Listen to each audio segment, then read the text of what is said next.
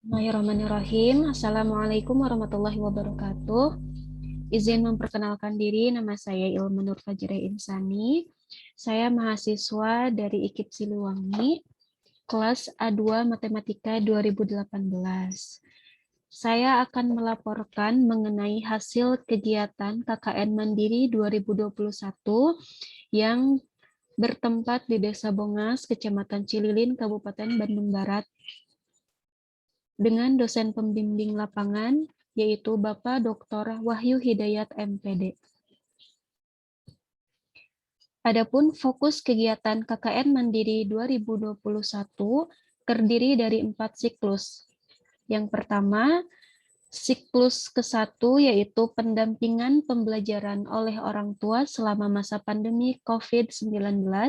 Siklus kedua, pembelajaran di sekolah pada masa pandemi. Siklus ketiga, kegiatan kewirausahaan di tengah masyarakat. Dan siklus keempat adalah kesimpulan mengenai kegiatan KKN Mandiri dari siklus 1, 2, dan 3. Langsung saja kita akan membahas mengenai siklus ke-1 atau fokusnya itu yaitu fokus keluarga. Adapun hasil kegiatan pada kegiatan KKN Mandiri di siklus ke-1, yang pertama, anak terkadang membantah dan menunda-nunda mengerjakan tugas. Yang kedua, orang tua sulit membangkitkan semangat dan motivasi anak agar mau mengikuti kegiatan pembelajaran jarak jauh. Yang ketiga, anak merasa capek atau bosan dengan adanya pembelajaran jarak jauh, dikarenakan pembelajaran jarak jauh sudah berlangsung agak lama, sehingga anak menjadi rewel dan jenuh. Dan yang keempat, keterbatasan kuota internet dan jaringan sinyal yang tidak stabil. Meskipun kuota internet dari pemerintah sudah didapatkan, baik itu oleh guru maupun oleh siswa, akan tetapi belum semuanya mendapatkan bantuan tersebut, jadi bantuannya belum merata. Pada saat kegiatan di siklus 1 ini, saya juga memberikan rekomendasi kepada orang tua. Yang pertama, orang tua harus lebih berperan aktif dalam mendampingi, mengawasi, mendukung, memotivasi, dan membantu anak dalam pembelajaran. Yang kedua, orang tua jangan terlalu memaksakan anak karena anak akan merasa tertekan sehingga materi akan sulit untuk dipahami oleh anak. Yang ketiga, orang tua harus aktif mengikuti kegiatan parenting, misalnya seminar, sosialisasi, dan penyuluhan mengenai cara-cara mendampingi anak saat pembelajaran jarak jauh, sehingga anak mampu mengikuti kegiatan pembelajaran jarak jauh yang lebih bermakna dan tidak adanya keterpaksaan. Dan yang keempat, cara membangkitkan semangat juga motivasi belajar anak, misalnya anak diberikan reward atau hadiah.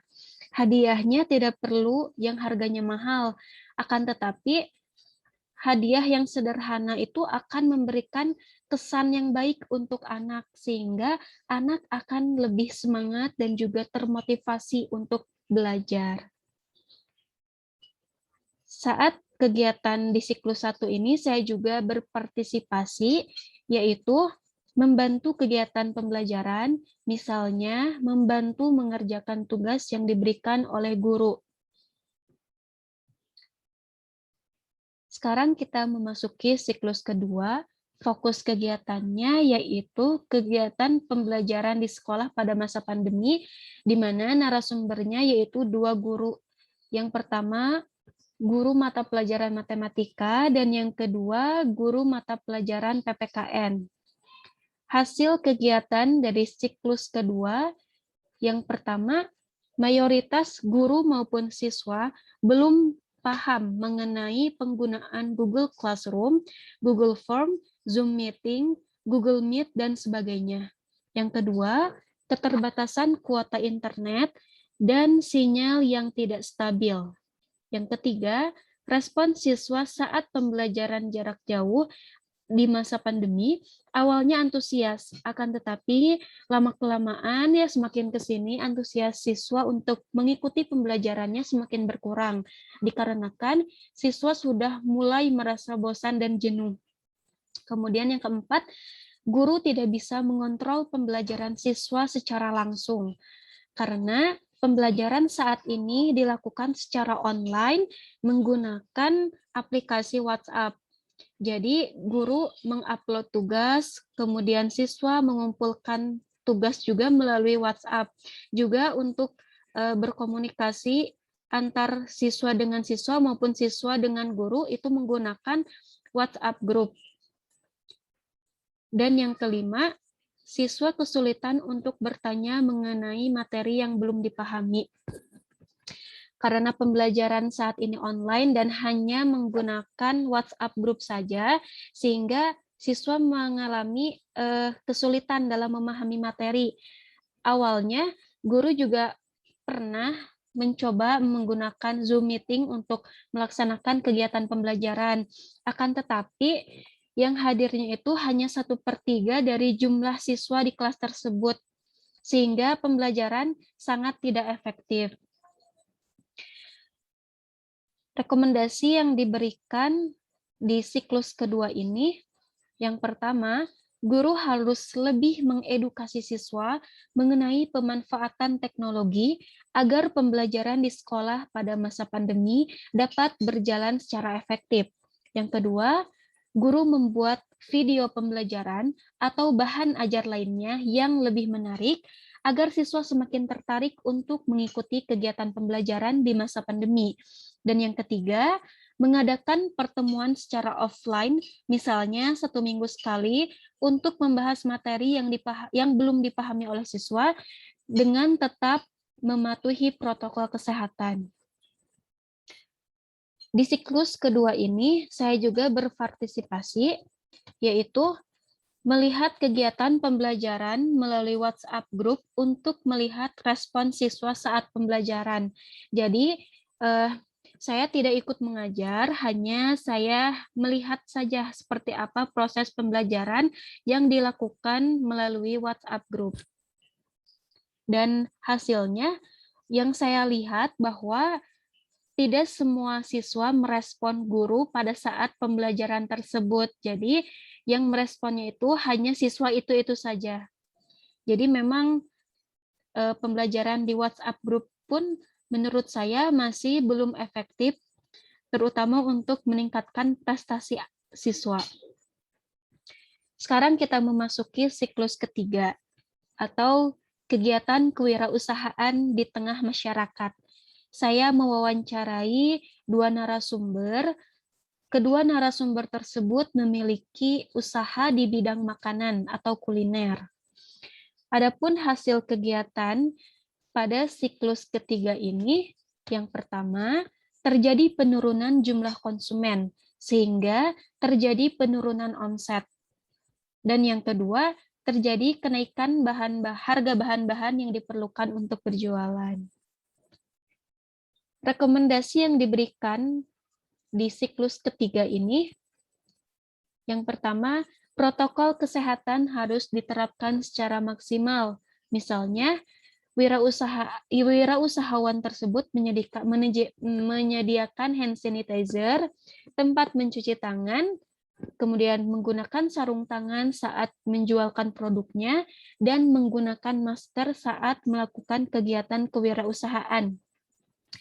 Karena yang saya temui pada saat saya observasi di tempat UMKM tersebut, baik itu pemilik UMKM maupun konsumen yang datang ke tempat tersebut, memang belum menerapkan protokol kesehatan. Juga di tempat tersebut belum menyediakan hand sanitizer, tempat mencuci tangan, dan juga penjualnya tidak menggunakan masker pada saat berjualan. Lalu yang kedua, rekomendasi yang saya berikan yaitu menerapkan sistem delivery order. Karena salah satu pemilik UMKM ini masih menerapkan sistem makan di tempat. Padahal saat pandemi seperti ini, alangkah baiknya jika UMKM tersebut tidak menyediakan untuk makan di tempat karena untuk memutus penyebaran COVID-19. Selain memberikan rekomendasi, saya juga berpartisipasi dalam kegiatan kewirausahaan tersebut. Misalnya, saya membantu meracik sampai packing produk yang dijual di tempat tersebut. Kesimpulan dari kegiatan KKN Mandiri 2021 dari siklus 1, siklus 2, dan siklus 3. Yang pertama, orang tua memiliki peran yang sangat penting, yaitu untuk mendukung, mendampingi, mengarahkan, memotivasi, juga membantu kegiatan pembelajaran jarak jauh di masa pandemi. Antusias anak saat pembelajaran jarak jauh itu tergantung mood dan tergantung dari mata pelajarannya. Apabila mata pelajarannya anak sukai, maka anak akan bersemangat mengikuti pembelajaran. Akan tetapi, jika mata pelajarannya kurang disukai anak, maka anak akan kurang bersemangat dalam mengikuti pembelajaran. Cara orang tua untuk memotivasi anak agar anak mau mengikuti pembelajaran jarak jauh di masa pandemi seperti ini, yaitu dengan cara memberikan apresiasi atau penghargaan kepada anak berupa pujian atau memberikan hadiah. Yang kedua, adanya pembelajaran jarak jauh di sekolah pada masa pandemi itu tidak efektif untuk meningkatkan prestasi anak atau prestasi siswa, dikarenakan dilihat dari hasil tugas yang dikerjakan oleh siswa, itu tidak lebih baik dari hasil tugas siswa yang dikerjakan pada saat pembelajaran tatap muka atau offline. Kesulitan yang dihadapi saat pembelajaran jarak jauh di masa pandemi seperti ini, yaitu mayoritas guru-guru maupun siswa belum memahami cara penggunaan Google Classroom, Google Form, video conference, misalnya Zoom Meeting atau Google Meet dan lain sebagainya, keterbatasan kuota internet, sinyal yang tidak stabil, dan perangkat yang belum mendukung proses pembelajaran jarak jauh seperti ini. Yang ketiga, saat pandemi seperti ini, wirausahawan 1 tidak menyediakan untuk makan di tempat, dan wirausahawan 2 tetap menyediakan untuk makan di tempat. Terjadi kenaikan harga kebutuhan usaha-usaha tersebut dan terjadi sedikit penurunan jumlah konsumen, sehingga ini berpengaruh pada omset yang didapatkan. Jadi omset yang didapatkan oleh pemilik UMKM tersebut mengalami penurunan. Sekian presentasi saya mengenai kegiatan KKN Mandiri 2021 pada siklus 1, 2, dan 3. Terima kasih. Mohon maaf atas segala kekurangan. Wassalamualaikum warahmatullahi wabarakatuh.